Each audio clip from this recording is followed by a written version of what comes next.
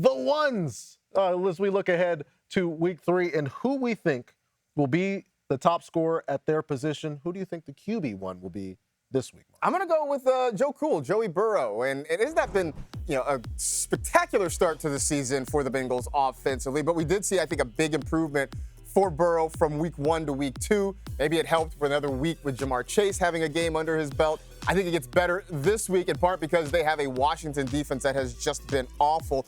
Most fantasy points allowed to quarterbacks this season, 6 touchdown passes allowed, but also it looks like T. Higgins might be getting healthier, could be available for this Monday night game, so add one more potential weapon to the offense for Joe Burrow. Frank, you think it's a different quarterback in week 3? I'm going to go with the quarterback that Joe Burrow was playing against on Sunday, and that's Patrick Mahomes.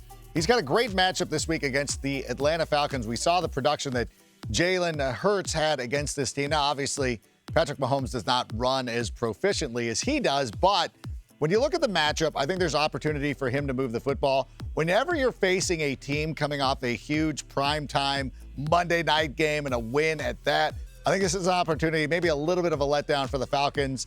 The Chiefs still continue to play well despite a litany of injuries and other things going on. So I will be very comfortable starting Patrick Mahomes this week. Let's go to the RB1 for week 3, and I believe it will be Jamar Gibbs. He's playing against the Cardinals defense that feasted on an obliterated offensive line of the Rams last week. If anyone is going to pound the rock after a loss where he essentially blamed himself, it's going to be Dan Campbell getting his offense out there. Gibbs has gone over 17 points in both of his games this season. I think he has a nice matchup coming up this week. I do like Jamar Gibbs this week. I also really like Jordan Mason with the 49ers.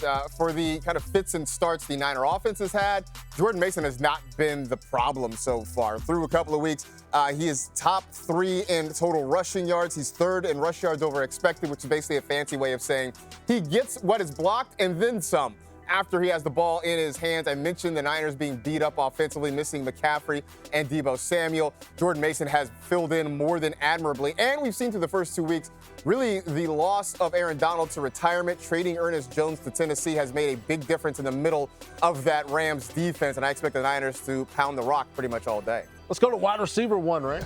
This will be the last time that we do this.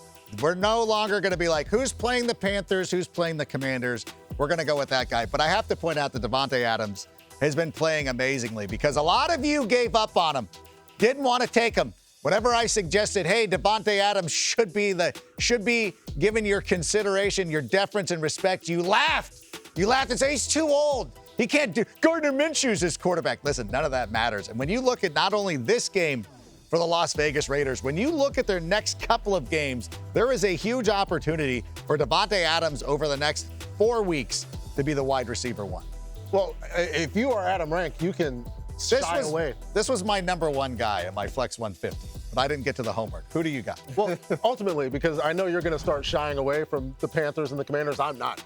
I'm going to keep saying that. I'm just saying that we're not going to say it on the show. I'm going to keep saying it on the show. It's implied at some point. I will say it because tacos are good. Do I need to keep saying it? Well, people are down on Jamar Chase right now. It's like, oh, Jamar Chase is bad. He's not going to have any yards. If there is a cure to what ails you, it is playing the Washington Commanders. They've given up 22 points to 3 different receivers. Reminder, we just finished week 2. All right. They've done it 3 times in 2 weeks. I think Jamar Chase will be fine. Those are the folks. I'm gonna file this in the fantasy court one day. Okay. We may go to court.